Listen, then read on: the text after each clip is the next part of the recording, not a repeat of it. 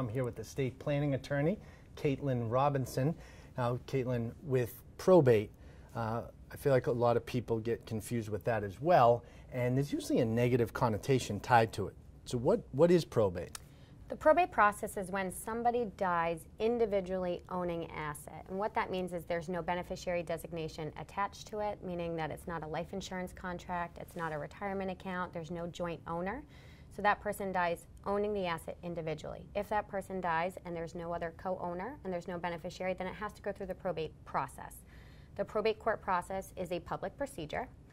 It's pretty extensive, it's expensive, so there's usually a lot of fees and delay that's involved with that. So a lot of people do want to avoid it if possible. Usually when somebody passes away, the family's grieving, and the last thing they want to do is go through a very lengthy, extensive probate court process and have to deal with attorneys. From what I get, it usually takes a lot of time. It can take up to a full year. It could take actually much longer. Creditors have at least 1 year from the date of death to file a claim against the estate.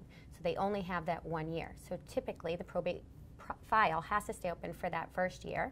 Then the attorney can go ahead and close the probate. But generally the probate courts are usually very backlogged. So I just closed a probate. It took about 4 years to close for a client. So it could take anywhere from 1 to multiple years. So it really depends on the complexity of the case.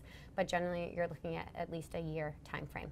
And this can all be avoided if will, trust are in place. Exactly. So if you have a trust in place during your lifetime and you physically put your assets into your trust, then you are able to avoid the entire probate process.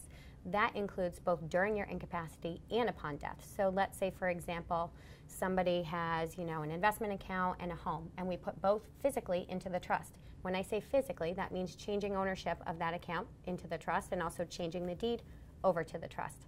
That means if they pass away, there's no probate court process that even has to be opened. And the beneficiaries have full access to the trust account or to the home immediately upon the date of death. So that's a huge benefit. Also, if somebody's incapacitated, such as Alzheimer's and in a nursing home, they don't need to go through the guardianship proceeding in probate court, which is when you go forward before a judge and show that that person is now incapacitated and someone gets appointed as their guardian to take care of them. If you have the trust in place, then you can avoid that process. A lot of information. It's pretty complex. It's one of those things that the last thing you want to deal with when you just lose somebody. Right. So if you have this stuff in place to help you get around it, or have someone like yourself to help navigate through it, it'll make it all that much easier. By having a properly drafted estate plan, you can in fact avoid the probate process entirely. Thanks, Caitlin. And if you'd like to reach out to Caitlin directly to have your will or trust put in place to avoid probate, you can do that by contacting her at hutchingsbarsamian.com. And remember, we have more tips right here on our page on boston.com.